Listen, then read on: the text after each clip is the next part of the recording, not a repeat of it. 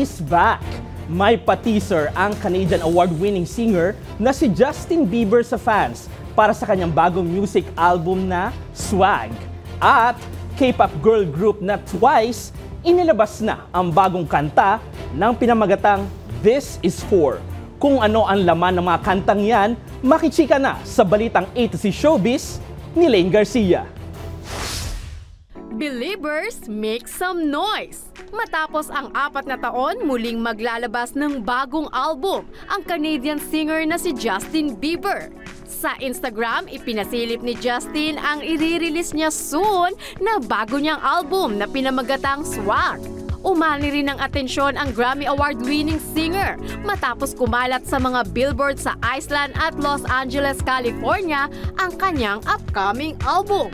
Ito na ang ika-7 album ni Justin at unang release na album makalipas ang 4 na taon.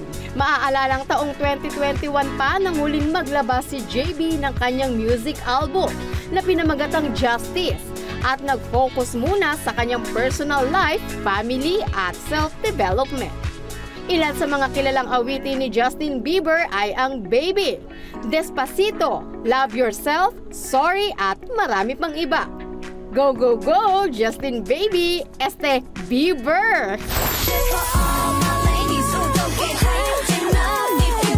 Samantala, inilabas na ng K-pop group na Twice ang official music video para sa kanilang bagong kanta na This Is For ngayong Biyernes, July 11. Na hype ang girls sa kanilang music video na umani na agad ng 3.6 million views sa YouTube.